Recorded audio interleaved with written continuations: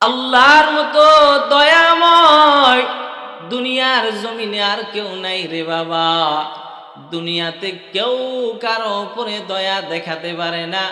আমার আল্লাহ যদি জাহান্নামী বান্দাকে জান্নাতে দেয়, কৈফত নেওয়ার কেউ আছে নাকি বলেন? আওয়াজ করে বলেন। আল্লাহ যদি একজন বেনামাজি মানুষকে জান্নাতে দেয়, দুনিয়ার কোনো মানুষ আল্লাহর কাছে জবাব নিতে পারবে না। দুনিয়ার কোনো মানুষ আল্লাহর কাছে কৈফত নিতে পারবে না। এরে নবীর উম্মতের দল শুনে নাও, যেই মায়ার নবী, রহমতের নবী, কেমন নবী রে বাবা। হাসান বসরি রহমতুল্লাহ আলাইহি একজন আল্লাহর বড় আশিক, একজন বড় আবিদ। হাসান বসরি রহমতুল্লাহ আলাইহির কাছে একজন বান্দা গিয়া বলে, ও জামানার বুজুর্গ, ও শ্রেষ্ঠ বুজুর্গ, জমিনে বৃষ্টি নাই, জমিনে বৃষ্টি নাই, দোয়া করেন আল্লাহ যেন বৃষ্টি দেয়। হাসান বসরি ডাক দিয়া কয়, রে গোলাম শুনো, জমিনে বৃষ্টি নাই, তুমি ইস্তেগফার করো, তাওবার আমল করো। আরেক আল্লাহর বান্দা বলেন, হুজুর আল্লাহর কাছে দোয়া করেন, আমার সন্তান নাই, বিবাহ করেছি অনেক আগে, কিন্তু আল্লাহ আমারে সন্তান দেয় না, আমার জন্য একটু দোয়া করবেন। ও এলাকার মুসলমান ও যুবক ও পর্দার আড়ালের আম্মা জানেরা, অন্তরের কানটা লাগাইয়া শুনবেন রে মা। এইবার হাসান বসরি রহমতুল্লাহ আলাইহি বললেন, ও দুনিয়ার মানুষ, তোমার সন্তান নাই, তুমি আল্লাহর কাছে তওবা করো, ইস্তেগফার করো। আরেক বান্দা গিয়া হাজির, বলে, হুজুর আমার ফসলে ফসল লাগাই কিন্তু ফলন হয় না, একটু ভালো ফলনের জন্য দোয়া করেন। এইবার হাসান বসরি রহমতুল্লাহ আলাইহি ডাক দিয়া কই, বাবা তুমি বেশি বেশি ইস্তিগফারের আমল করো, যখন এই সময় পাও পড়ো আস্তাগফিরুল্লাহ, সবাই পড়েন আস্তাগফিরুল্লাহ, আস্তাগফিরুল্লাহ রাব্বি মিন কুল্লি যামবি ওয়া আতুবু ইলাইহি। আরেক আল্লাহর বান্দা বলেন, ও হাসান বসরি, আমার ঘরে বড় অভাব, খানা নাই, ঘরে আমার খানা নাই, চুলায় আগুন জ্বলে না, আমার ঘরে খাবারের কোনো ব্যবস্থা নাই, একটু আমার জন্য দোয়া করবেন। হাসান বসরি রহমতুল্লাহ আলাইহি বলেন, বাবা ইস্তেগফারের আমল করো। চারজনের প্রশ্ন চার ধরনের জবাব দিলেন, একটা বলেন কয়টা? চারজন প্রশ্ন করলেন চার ধরনের, জবাব দেওয়ার বেলা জবাব একটা, ইস্তেগফারের আমল করো রে বাবা, আস্তাগফিরুল্লাহর মলম লাগাইয়া নাও, কারণ তোমাদের নবী মুহাম্মদ মা তাকদ্দামা মিন যামবিকা ওয়া মা তাআখার, যেই নবীর জীবনে গুনাহ নাই, যেই নবীর শরীরে মশা মাছি বসা হারাম, ইব্রাহিম নবী আমার মাওলার বড় আশিক, পয়গম্বর নূহ আলাইহিস সালাম আমার মাওলার বড় আশিক রে বাবা, দাউদ নবী, ইউনূস নবী, সবাই আল্লাহর আশিক, কিন্তু আমার মায়ার নবী কেমন রহমতের নবী, আমার আল্লাহ মুহাম্মদের আশিক, বলেন না আল্লাহু আকবার। এর নবীর উম্মতের দল, প্রশ্ন চার ধরনের, চার রকম জবাব আসা দরকার। জবাব দিলেন আস্তাগফিরুল্লাহর আমল করো। এবার সঙ্গীরা ডাক দিয়া কয়, হাসান বসরি রে, প্রশ্ন ধরো চার ধরনের, জবাব একটা, কারণ কি জানায়া দাও। হাসান বসরি রহমতুল্লাহ আলাইহি কুরআনের 114 সূরা, একটি সূরার নাম আছে সূরা নূহ, নবীর নামে একটি সূরা, আল্লাহ তাআলা সূরা নূহ নবীর 11 নম্বর আয়াতে কারিমা হাসান বসরি শোনা দেয়, ফাকুলতু আস্তাগফিরু রাব্বাকুম ইন্নাহু কানা গফফারা। হাসান বসরি রহমতুল্লাহ আলাই বলেন, স্পষ্ট 4 ধরনের জবাব। একটা কারণ কি জানো? আল্লাহ তো সূরা নূর 11 নম্বর আয়াতে জানা দেয়, ফাকুলতু আস্তাগফিরু রাব্বাকুম। এ দুনিয়ার গোলাম, যারা দুনিয়াতে আমার মাওলার খাও, আমার মাওলার দেওয়া রিজিক দুনিয়াতে যারা খাইতেছো রে বাবা, আমার মাওলার দেওয়া নিয়ামত যারা দুনিয়াতে ভোগ করতেছ, আল্লাহ বলেন রে গোলাম, ইস্তেগফার করো এমন রব, যেই রব তোমাদের রব, আমাদের রব, সবার রব। ওই রবের কাছে কি করো? ইস্তেগফার করো। ফাকুলতু আস্তাগফিরু রাব্বাকুম ইন্নাহু কানা গফফারা। এ আমার রব তো বড় গফফার, আমার রব তো বড় গফফার, আমার রবের মতো বড় ক্ষমাশীল কেউ নাই রে বাবা। আজকে বাবার সাথে যদি সন্তানের ঝগড়া হয়, বাবা সন্তানকে দেখতে পারে না। এরে নবীর উম্মতের দল, যেই মা বাবার সাথে সন্তান অন্যায় করলে সন্তান ঝগড়া করিয়া ঢাকায় চলে যায়, বিভিন্ন গার্মেন্টসে গিয়া চাকরি করে। রাগের কারণে একটা বার মা বাবার খবর নেই না। কথা বলেন ঠিক কিনা? আল্লাহ বলেন, গোলাম, আমার দেওয়া পানি খাইতেছো, আমার দেওয়া নিয়ামত খাইতেছো, তারপরও আমার নাফরমানি করো। মসজিদে 5 বার দৈনিক আজান দেয়, নামাজে আসো না রে বাবা।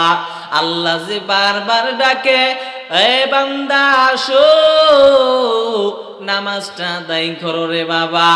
রাতের বেলা দুনিয়ার মানুষ ঘুমাইয়া যাই, আমার আল্লাহ ইয়ানজিলু রাব্বুনা তাবারাকা ওয়া তাআলা কুল্লা লাইলাতিন ইলাস সামাঈদ দুনিয়া হিনা ইয়াবকা সুলুসিল লাইল। আমার আল্লাহ যখন গভীর রাত, দুনিয়ার সব মানুষ যখন ঘুমায় যায় রে বাবা, এমন সময় আমার আল্লাহ প্রথম আসমানে হাজির। বলেন আল্লাহু আকবার। আমার আল্লাহ প্রথম আসমানে হাজির। ফায়াকুলু মান ইয়াদউনি ফাস্তাজিব লাহু। আমার আল্লাহ, ও গোলাম, কে তোমরা? আমি আল্লাহকে ডাকবা, আমি আল্লাহকে ডাকো, আমি আল্লাহ তোমাদের ডাকে সাড়া দিব। কারা গুনাহ করেছো, গুনার কারণে অন্তরটা নাপাক করে ফেলেছো, আমি আল্লাহর কাছে চাও, আমি আল্লাহ গুনাহ মাফ করে দিব। ওয়া মাইয়াসআলুনি ফাউতিয়াহু। ও বাবা, কে আমার কাছে কিছু চাইবে? কাদের সংসারে বড় অভাব, কাদের ঘরে অভাব, আমি আল্লাহর কাছে চাও, আমি আল্লাহ দিয়া দিব। বান্দা শুধু তাই নয়, আমার আল্লাহ বলেন, ওয়া মাইয়াস্তাগফিরুনি ফাআগফিরা লাহু। কোন গুনাহগার বান্দা আছো, গুনাহ করেছো, আমি আল্লাহর কাছে চাও, তাহাজ্জুদের নামাজের মুসল্লায় আমি আল্লাহর কাছে যাও, আমি আল্লাহ তোর জীবনের গুনাহ মাফ করে দিব। এরে বাবা, সন্তান বাবার সাথে ঝগড়া করলে বাবার সন্তান কথা কই না, আর আমার আল্লাহর দেওয়া এত নিয়ামত তুই পাইছু, আল্লাহ তোরে এত নিয়ামত দিয়েছে রে গোলাম, দুনিয়ার কাউকে আমার আল্লাহ এই নিয়ামত দেই নাই। এই যে বান্দা শ্বাস প্রশ্বাস আমার আল্লাহ দিয়েছেন, দুনিয়ার আইসিইউতে যখন তুমি যাইবারে বাবা, আইসিইউতে 1 ঘন্টা থাকলে তোমার 50,000 টাকা বিল আসে রে বাবা। কিন্তু আমার আল্লাহ কেমন দয়ার আল্লাহ, আমার আল্লাহ 24টা ঘন্টা তোমার শ্বাস নেওয়াইতেছেন। ও বান্দা, বান্দা তুই কেমন নাফরমান, একবারের জন্য তুই আলহামদুলিল্লাহ বলতে পারো না, একবারের জন্য মাওলার শুকরিয়া আদায় করতে পারো না। এ বান্দা, আল্লাহর কাছে ফিরিয়ে আসো, তাওবা করে নাও রে বাবা, জীবনের গুনার জন্য ক্ষমা চাও। আল্লাহর কাছে খাঁটি অন্তরে ক্ষমা চাইলে আমার আল্লাহ মাফ করে দিবেন। বলেন না আল্লাহু আকবার। আজকে আমরা আল্লাহর দেওয়া নিয়ামত খাইতেছি ভাই, 24টা ঘন্টা আমরা শ্বাস প্রশ্বাস নিচ্ছি, কিন্তু যখন আইসিইউতে যান, আপনার যখন অক্সিজেনের সমস্যা হয়, তখন 1 ঘন্টায় আপনার 50,000 টাকা বিল আসে। অথচ দৈনিক আমরা কত শ্বাস প্রশ্বাস নিচ্ছি, আমরা কি সেই মাওলার শুকরিয়া আদায় করি? কথা বলেন না কেন? আপনারা কি সবাই ঘুমাই গেছেন? তাহলে আপনাদের আওয়াজ চলবে না বন্ধ করে দিব? আপনাদের আওয়াজ ঠিক থাকলে ইনশাল্লাহ আওয়াজ চলবে। আওয়াজ ঠিক থাকবে তো ইনশাল্লাহ? এখান থেকে আমি কাউকে মাইনাস হতে দেখতে চাই না। আরো যারা বাইরে রাস্তাঘাটে বিভিন্ন জায়গায় দাঁড়িয়ে আছেন, তারা মজলিসের মধ্যে বসে যান, কারণ এই মজলিসটা এমন দামি একটা মজলিস, এই মজলিসটা হতে পারে কাল কিয়ামতের ময়দানে আমার আপনার নাজাতের উসিলা। কথা বলেন ঠিক কিনা? এই মজলিসটা ফেরেশতারা ঘেরাও করে রাখছেন। এই মজলিসে এমনও মানুষ আছে যে ব্যক্তিগত কাজে আসছে, মাহফিলে কাজে আসে নাই, ব্যক্তিগত কাজে অনেকে আসছেন। এবার ফেরেশতা আল্লাহকে বলবে, আল্লাহ এই মজলিসে এমন একজন মানুষ আছে, যেই মানুষটা ব্যক্তিগত কাজে আসছে, মাহফিল শোনার জন্য আসে নাই। আল্লাহ বলবেন, এই বান্দা যে আমার মহব্বতে আসলো, যাও এর উসিলায় আমি তাকে মাফ করে দিলাম। এজন্য আল্লাহ রাতের গভীরে আমাদেরকে ডাকতে থাকেন, মাইয়াদউনি ফাআস্তাজিব লাহু। কে আছো আমার গোলাম?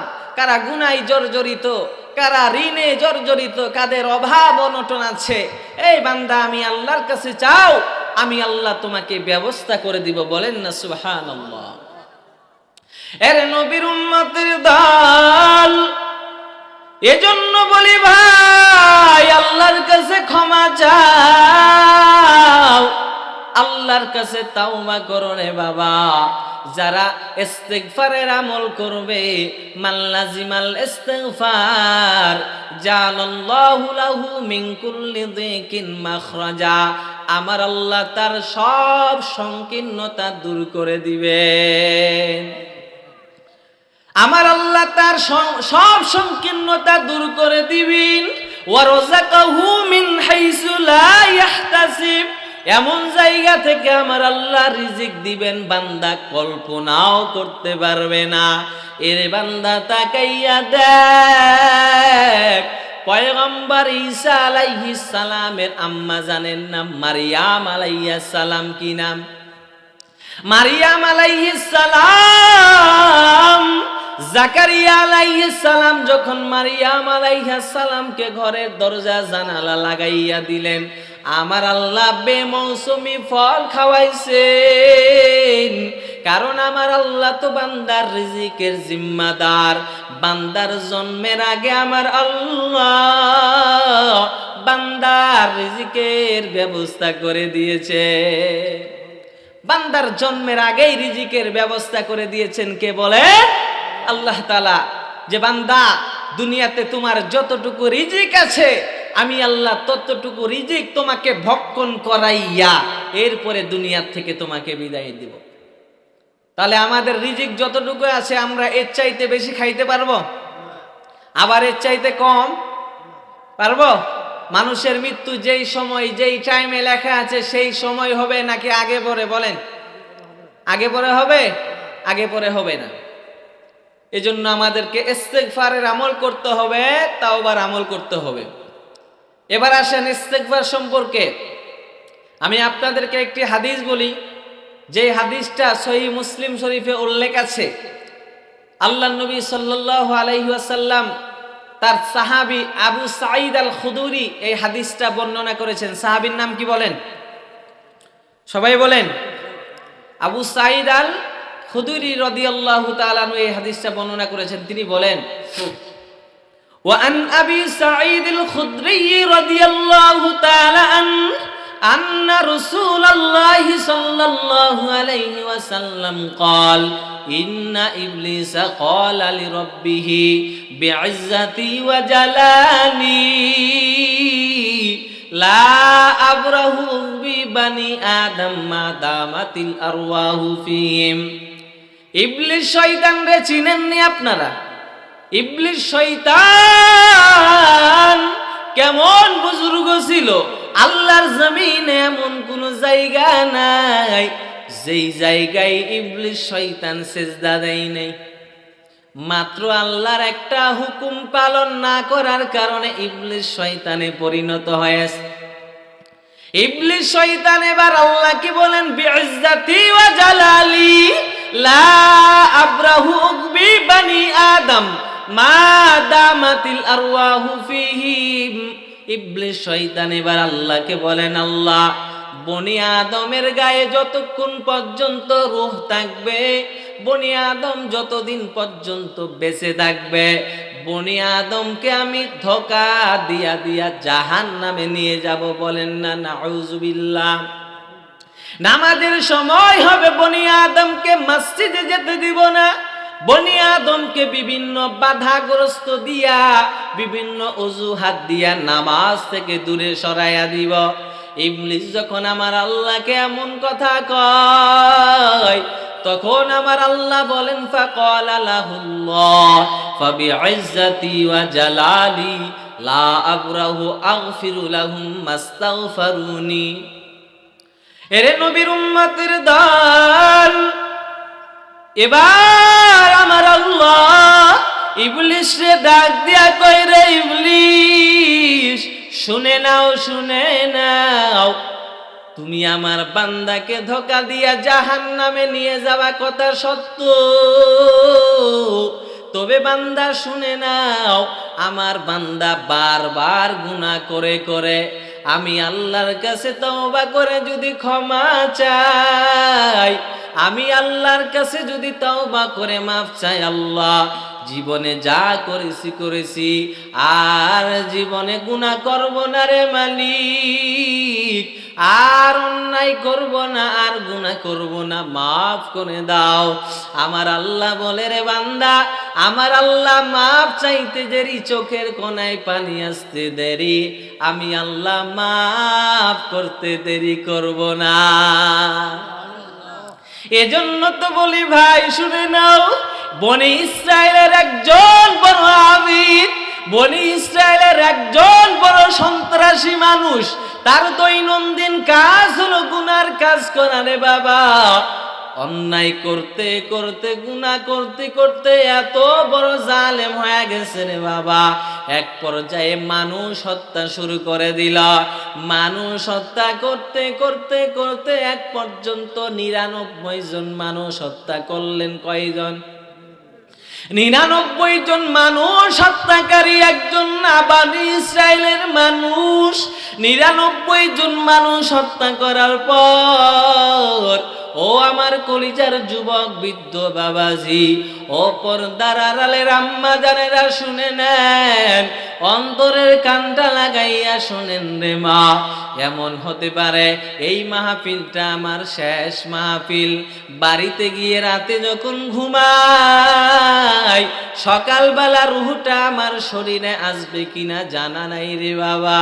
গত কয়েকদিন আগে পীরগঞ্জের একটা ঘটনা বলি, এরে বাবা, একটা সন্তানের মা, বয়স বেশি হয় নাই রে বাবা, 22 থেকে 25 বছর বয়স, আল্লাহর বান্দির জ্বর হয়ে গেল, জ্বরে আক্রান্ত হয়ে গেল, জ্বর থেকে জন্ডিস হয়ে গেল রে বাবা। আল্লাহর বান্দিকে উন্নত চিকিৎসা করার জন্য দিনাজপুরের দিকে নিয়ে যাওয়া হয়।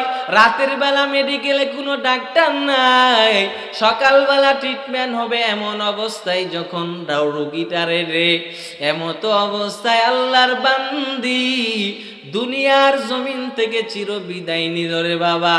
দুধের শিশুটা দুনিয়ায় রেখে চলে গেল, দুধের শিশুটা দুনিয়াতে রেখে দুনিয়ার থেকে বিদায় নিল রে বাবা।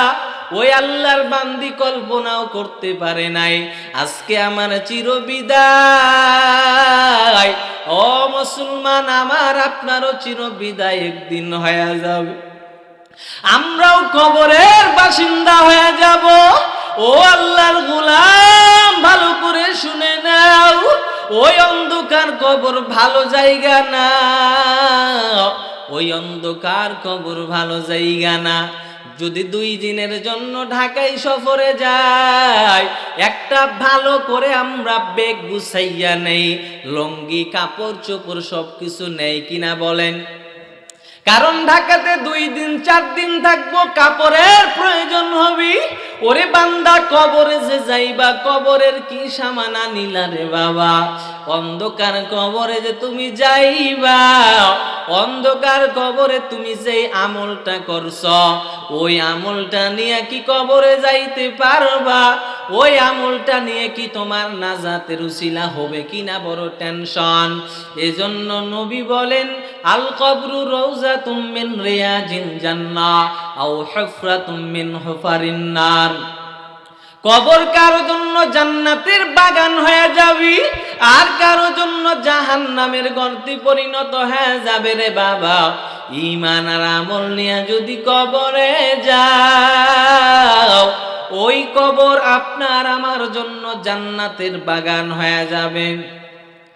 আর যদি বেঈমান হইয়া কবরে যান, ওই গুনাহ নিয়ে যদি কবরে যান, কবর ভালো জায়গা হবে না। 2 পার্শ্ব থেকে এমন জোরে চাপ মারবে, পাজরের হাড়গুলো ভেঙ্গে চুরমার হয়ে যাবে। এ বান্দা, তুমি দুনিয়ার সামান্য গরম সহ্য করতে পারো না, দুনিয়ার সামান্য রৌদ্রের তাপ সইতে পারো না, সূর্যের তাপ তুমি সইতে পারো না রে বাবা। তোমার মতো বান্দা এত নরম চামড়াওয়ালা মানুষ তুমি একটা চিমটি সহ্য করতে পারো না। দুনিয়াতে সাপ বিচ্ছু দেখলে বড় ভয় পাও, ওই অন্ধকার কবরে যদি গুনাহ নিয়ে যাও রে বাবা, অন্ধকার কবরে 70টা থেকে 99টা সাপ আযাব দেওয়ার জন্য আসবে। ও বান্দা, কেমন করে সহ্য করবা? এরে আল্লাহর গোলাম, ভালো করে শুনে নাও।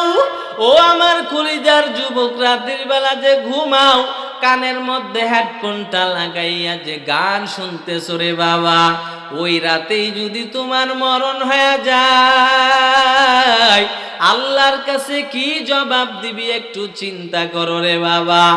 এই নরম চামড়া তো সূর্যের তাপ সইতে পারে না। ও বাবা, বৈজ্ঞানিকরা বলে এই সূর্য নাকি 9 কোটি 13 লক্ষ মাইলের চাইতে উপরে, কিন্তু কিয়ামতের ময়দানটা এমন কঠিন, এই সূর্য মাথার উপরে নেমে আসবে রে বাবা। গুনাহগার আর বেঈমানদের মাথার মগজগুলো টাস টাস করে ফেটে যাবে। বেঈমান আর গুনাহগারের মাথার মগজটা ভাতের মারের মতো টকবক করে ফুটতে থাকবে। ওরে বাবা, ওই জাহান্নামের আযাব সইতে পারবি না। অতএব 5 ওয়াক্ত নামাজ পড়িয়া দুনিয়ার থেকে বিদায় নিবারে বাবা, কারণ মরণের কোনো গ্যারান্টি নাই। কখনো বাবার আগে সন্তানের বিদায় হয়ে যায়, কথা বলেন ঠিক কিনা? অনেক সময় দেখবেন বাবার আগে সন্তানের বিদায়। এখনো দাদা দুনিয়ার জমিনে আছে, কিন্তু পতা নাই নাতি দুনিয়ার জমিনে নাই, বিদায় নিয়ে গেল রে বাবা। ওই বনি ইসরায়েলের আবেদ 99 জন হত্যা করার পর, মনে আছে ঘটনা? আপনাদের ঘটনা মনে আসেনি? ওই বনি ইসরায়েলের যেই বান্দা গুনাহ করতে করতে কয়জন হত্যা করছে বলেন? আরো আওয়াজ করে বলেন। 99 জন মানুষ হত্যা করার পরে তার মনে একটা চিন্তা আসলো, আহারে, এটা তো জীবন নয়, আমাকে তো কবরে যেতে হবে, অন্ধকার কবরে তো আমাকে যেতে হবে, আমি কি করব, কি চিন্তা করব? আল্লাহর বান্দা এবার চিন্তা করেন, আমি তো ওই কবরে যাব, ওই কবরে যে যাব কি নিয়ে আমি যাব? এই অবস্থায় যদি মারা যায় আমি তো জাহান্নামী হয়ে যাব। আর এই অবস্থায় যদি আমি মারা যাই, মানুষ আমার সন্তানদেরকে বলবে যে মানুষ হত্যাকারীর ব্যক্তি আমার সন্তানেরা আমার পরিচয় দিতে পারবে না। কথা বলেন ঠিক কিনা? 99 জন হত্যা করার পর আল্লাহর বান্দা তাওবা করার জন্য একজন খ্রিস্টান পাদ্রীর কাছে গিয়া বলেন, হযরত 99 জন মানুষ আমি হত্যা করেছি,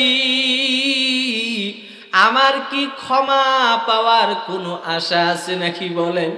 আমি কি কোনো মাপ পাবো কিনা বলেন?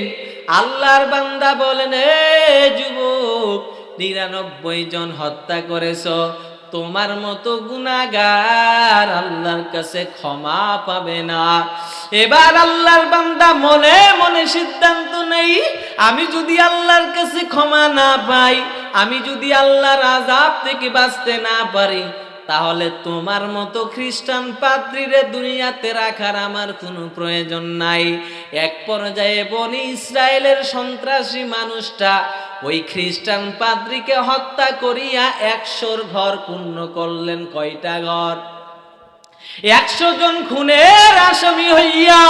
তারপরও আল্লাহর বান্দার মনে বড় আবেগ। আল্লাহর বান্দা বলেন, আমি ক্ষমা পাওয়ার জন্য এখনো রেডি হয়ে আছি, আমি এখনো ক্ষমা পাইতে চাই, কারণ আমি তো জানি আমার আল্লাহ রহমান, আমার আল্লাহ গফফার। আল্লাহর বান্দা এবার তালাশ করতে করতে একজন আল্লাহওয়ালার সন্ধান পেয়ে গেল। আল্লাহওয়ালার কাছে যদি যায়, আল্লাহওয়ালা বুজুর্গ মানুষ আমাকে ভালো একটা সুসংবাদ দিবেন। আল্লাহর বান্দা এবার চলে গেলেন একজন আল্লাহওয়ালা বড় আলেমের কাছে। ডাক দিয়া কয়, হযরত, জীবনটা গুনাহ করেছি, আমার জীবনে এমন কোনো গুনাহ নাই, করি নাই। 100 জন বান্দাকে হত্যা করে 100টা মায়ের বুক আমি খালি করেছি। আমার মতো গুনাহগারের ক্ষমা পাওয়ার কোনো আশা আছে নাকি বলেন? আল্লাহওয়ালা বুজুর্গ মানুষ তো কুরআন হাদিসের বড় আলিম। আল্লাহর বান্দা তো জানেন, কুল ইয়া ইবাদিয়াল্লাযীনা আসরাফু আলা আনফুসিহিম লা তাকনাতু মির রাহমাতিল্লাহ। আল্লাহর বান্দা ডাক দিয়া কয়, রে বনি ইসরাইলের হত্যাকারী খুনি, আল্লাহর রহমত থেকে নিরাশ হওয়ার কোনো কারণ নাই। বলেন না আল্লাহু আকবার। তুমি খাঁটি অন্তরে তওবা করো, মাফ করবে কে বলেন?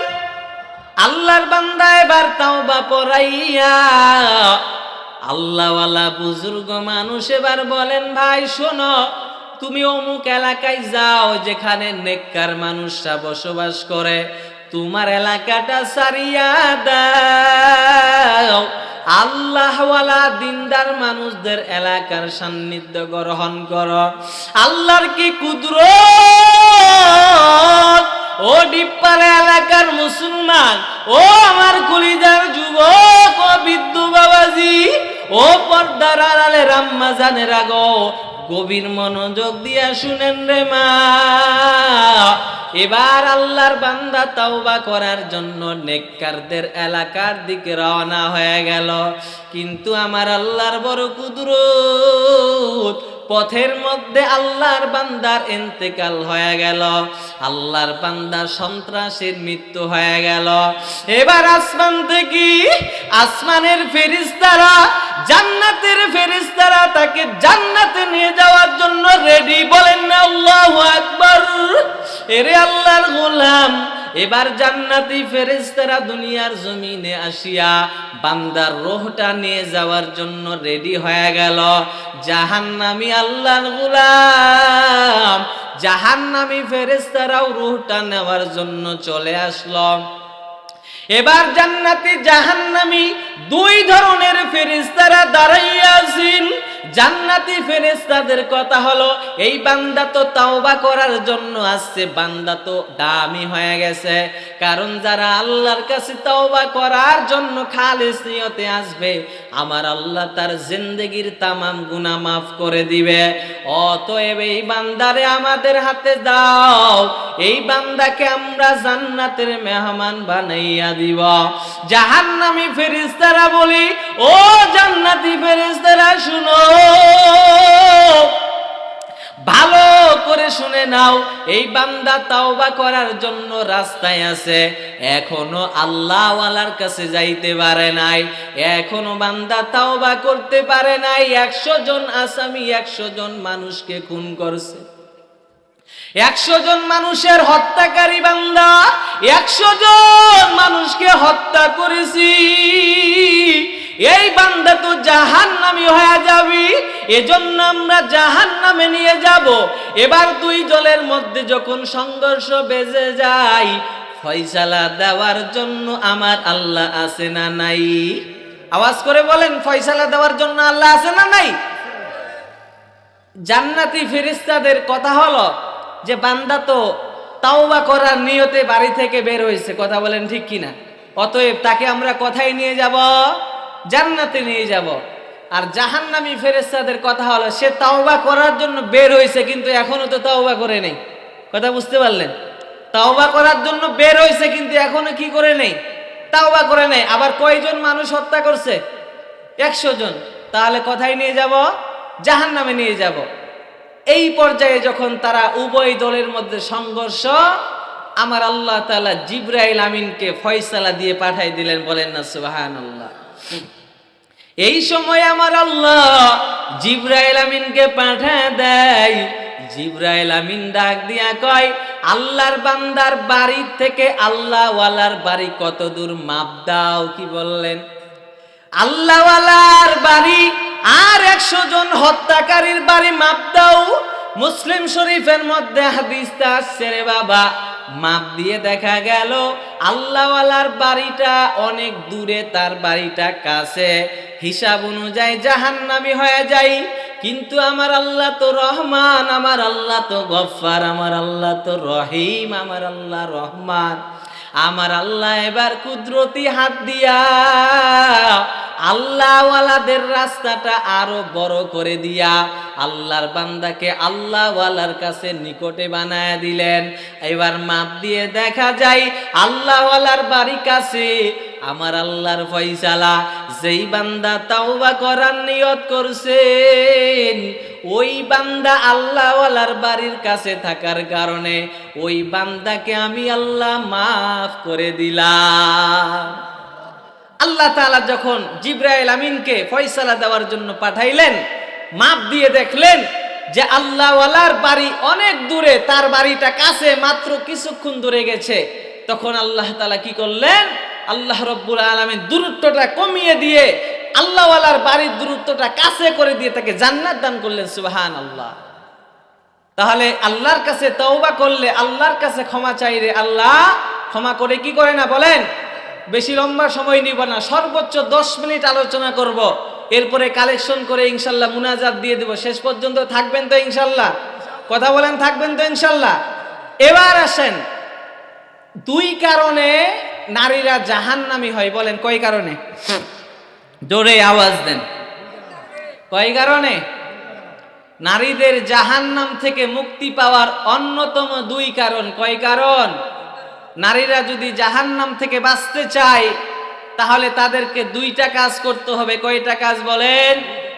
1 নাম্বার কাজ হলো বেশি বেশি দান করা। কি করা? বেশি বেশি দান করা। 2 নাম্বার বেশি বেশি ইস্তেগফার করা। হাদিসটা আমি বলতেছি।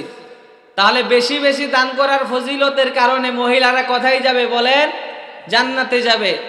আল্লাহর নবীর জামানায় মহিলারা নিজের দুলগুলো খুলে মসজিদের জন্য দান করে দিতেন। সুবহানাল্লাহ বলবেন না? তাদের দুলগুলো, হাতের চুড়িগুলো খুলে মসজিদের জন্য দান করে দিতেন। আজকের এই মাহফিলটা কিসের উদ্দেশ্যে বলেন? মসজিদের উদ্দেশ্যে। আমাদের ঘর আজকে টাইলস লাগানো আছে, আমাদের ঘরের রংচঙের অভাব নাই, কিন্তু আল্লাহর ঘর মসজিদ এত দুর্বল অবস্থায় পড়ে আছে, আমাদের নিজের চোখে না দেখলে বিশ্বাস করা যায় না। কথা বলেন ঠিক কিনা? আল্লাহর ঘর মসজিদে যদি কোনো বান্দা টাইলস দান করে, যতদিন পর্যন্ত সেই টাইলসের উপরে মানুষ সেজদা দিবে, আপনার মরার পরও সেই জায়গায় আপনি সওয়াব পেতে থাকবেন। বলেন না সুবহানাল্লাহ। মহিলা প্যান্ডেলে কালেকশনে চলে যান। তাহলে আমরা দান করতে রাজি আছি কিনা বলেন? আমাদের মা বাবা দুনিয়ার জমিন থেকে বিদায় নিয়ে চলে গেছে, জানি না কোন অবস্থায় আছে আমাদের আব্বা আম্মা, জানি না কোন অবস্থায় আমাদের আব্বা আম্মা আছে। আমাদের আব্বা আম্মার রুহের মাগফিরাতের জন্য যেই মা বাবা নিজের মাথার ঘাম পায়ে ফেলে আমাদের জন্য কষ্ট করে উপার্জন করেছেন, এই মা বাবার জন্য আমরা দান করতে পারি না? কথা বলেন না কেন? আমরা দান করব কি আমাকে দিবেন নাকি আল্লাহর ঘর মসজিদে? কথা বলেন। যারা আল্লাহর ঘর মসজিদ সুন্দর করবে, মান বানা মাসজিদান লিল্লাহ বানাল্লাহু লাহু বাইতান ফিল জান্নাহ, যারা দুনিয়াতে মসজিদ নির্মাণ করবে আল্লাহ পাক জান্নাতে তার জন্য ঘর বানাবেন। সুবহানাল্লাহ।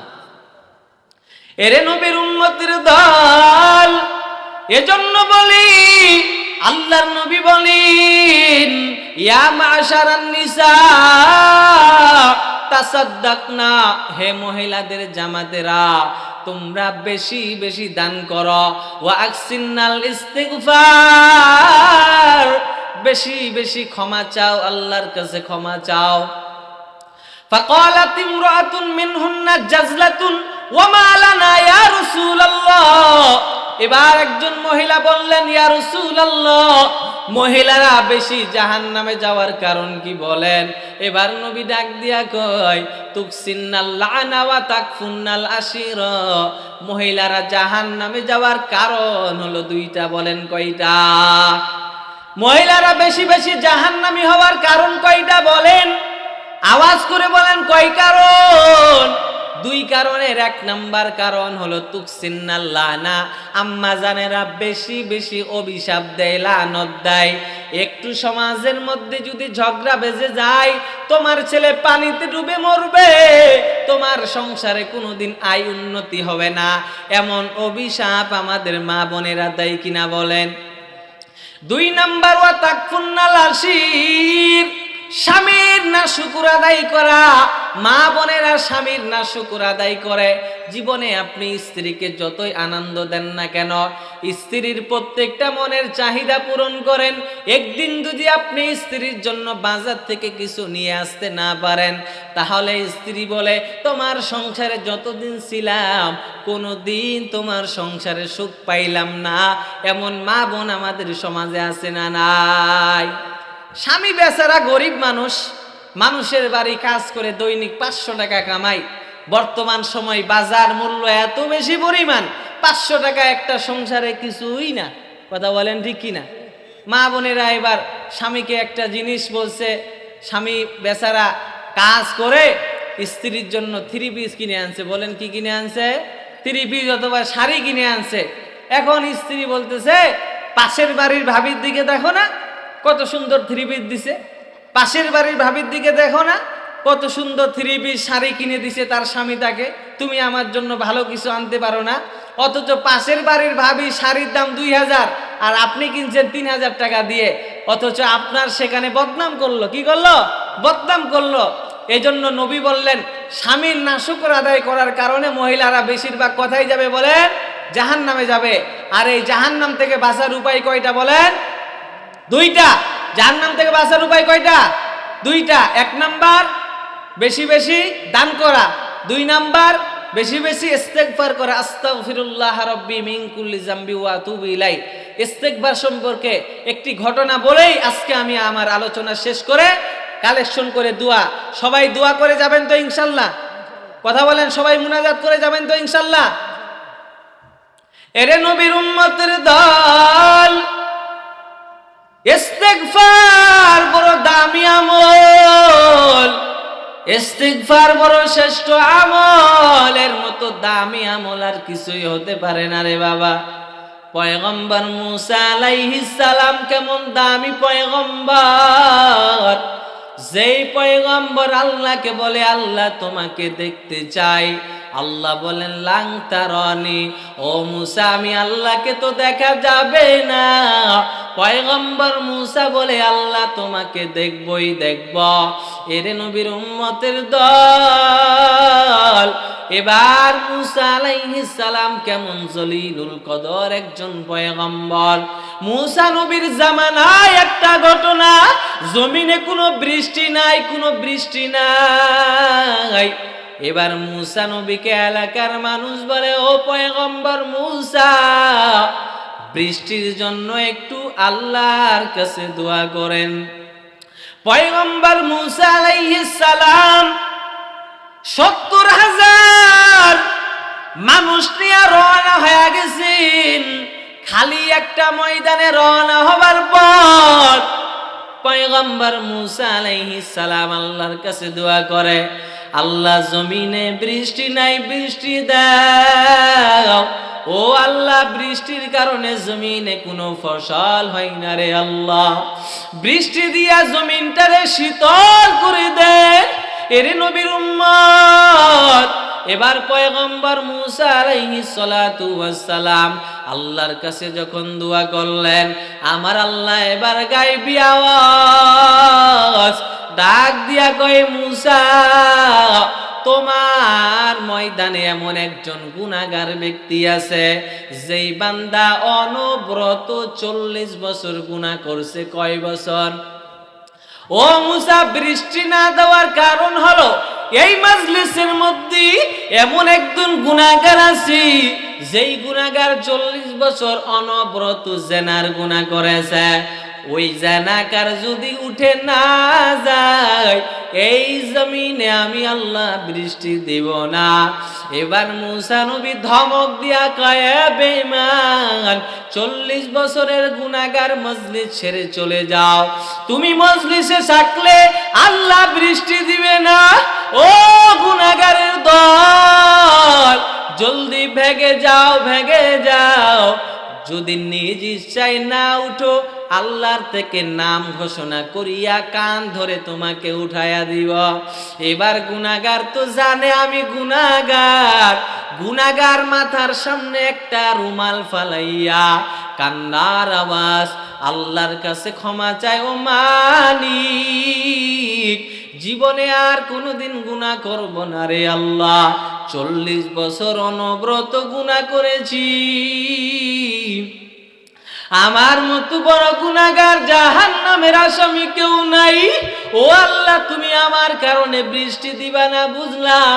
ও আল্লাহ, আমি গুনাহগার, আমি নাফরমান, জাহান্নামের আসামি, আমি আর গুনাহ করব না রে মালিক।